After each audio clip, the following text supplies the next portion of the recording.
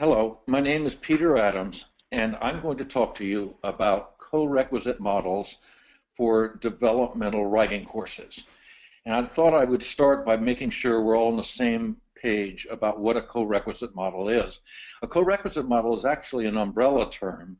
It includes a variety of approaches to developmental education in which the developmental course is taken not as a prerequisite, meaning the students would have to take it before they can take the credit course, but it's taken as a co-requisite alongside a credit level course. There are a variety of programs that fit under this umbrella. The one that I personally know about is called the Accelerated Learning Program, and as far as I know, it's the most robust model. But over at the other extreme, the less robust model, some programs put students into a credit level course and then send them to a computer lab or a writing center for support. One of the things I could talk with people from your state about is the strengths and weaknesses of these various approaches, these various variations on the co-requisite model. So I'll just name them for now and not go into any detail.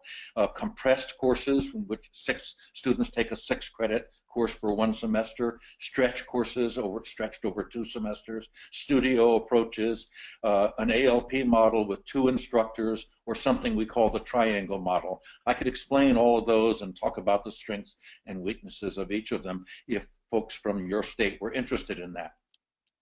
But today I want to go into a little more detail about how the ALP program works.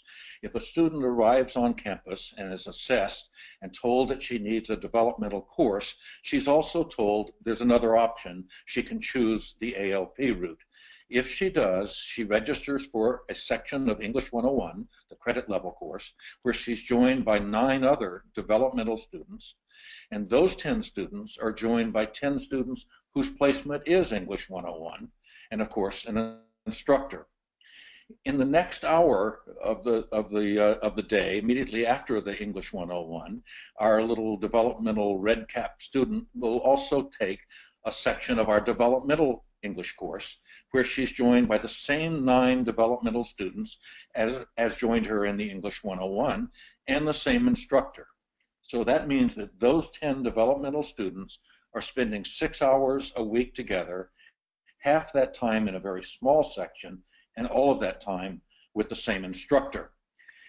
And what kind of results do we get from this? Well, at the top of the screen, you can see the results for students between 2007 and 2010 who took our traditional standalone courses. And what we found was that 65% of them passed the standalone course. Now, the numbers for ALP students, back in the early days, we were only running a few sections, so the numbers are much smaller. It was only about 600 students, but our pass rate was slightly higher, 82% versus 65% for the traditional students.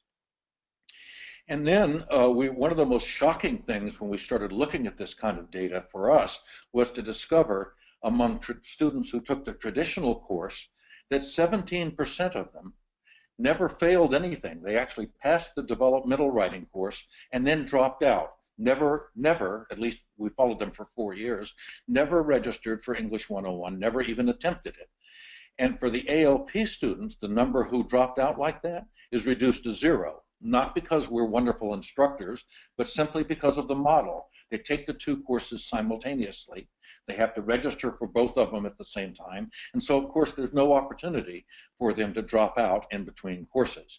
And then when we follow the students over into English 101, what we find is that we've raised the success rate in English 101 from 33% of the traditional students to 74% for ALP. That's more than doubling our success rate. And when we first saw that data, we had found it was so good we couldn't believe it was true. And we kept running the data over and over to make sure we hadn't made a mistake. Not only that, but we've now got some data on the effects of ALP on their academic work throughout the college. So, for example, for these 3 years, fall of 2010, 2011, and 2012, we asked our IR department to tell us what percentage of students had accumulated at least 24 college level credits, this would be in any course, psychology, history, business, and nursing, and so forth, what percentage had accumulated 24 credits of students who started in the traditional courses, and you can see it was 13 or 14%. For students who started in ALP, it was 25 to 28%. And so again, we're close to doubling the success rate, not just in English courses, but in accumulating 24 college level credits. And for completion rates, again, the green is for students who did the traditional developmental route. You can see the results there. And for ALP, again, except for fall of 2008, and we've not been able to find any explanation for just a slight improvement there, but for all the other semesters, we've just about doubled the completion rate. We count as completion either graduation or completion of a certificate of 1 year or greater. We don't have data yet on transfer. We also, Achieving the Dream, did a study for us in which they identified 7 schools around the country. You can see at the bottom of this screen, some were small, some were large, some were urban, some were suburban, some were rural, all geographic regions of the country. And these schools volunteered to share their data with Achieving the Dream. And again, the green is students who went through their traditional developmental program, and these are the percentages of those students who passed English 101. And for the students who went through ALP, again, the results are very similar to ours, generally doubling their success rate. Now, we've done some things that we're very proud of, but this slide shows something that we're a little bit embarrassed about. The green bars on this chart show the number of students each fall semester who were registered in our traditional standalone developmental courses, and the purple bars show the number who were for ALP. What's embarrassing about this, even though the ALP program gradually grew and grew, it took us 8 years until the fall of 2014 before more than half of our developmental students were in ALP. I think that's embarrassing. We were very slow to scale up. In fact, we asked our IR department what would have happened had we, in fact, scaled up, eliminated the standalone courses, and gone to 100% ALP in the 3rd year, in the fall of 2009.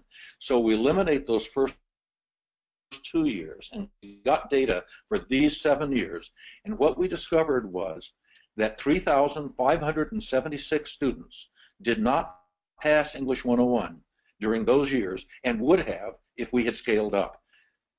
Over 3,500 students didn't pass English 101 because we were so slow to scale up. That's enough students to fill 26 Boeing 737s, and we're very embarrassed by that fact. And we're going public about it because we don't want other schools to make the same mistake. And so one of the things that we're urging is that people work from the very beginning, think about scaling up any pilot program that they're running as quickly as possible. I am happy to report that as of this September, fall of 2016, we will be 100% scaled up. We will no longer offer standalone sections of developmental English. So if I worked with your state, the kinds of things that I would be excited to work with your faculty and staff on are this scaling up issue.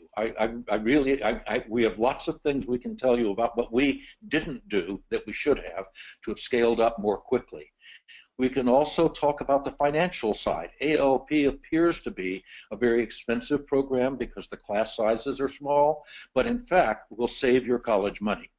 We talk about the kinds of compromises and accommodations that both faculty and administration will need to make in order to agree on a co-requisite model.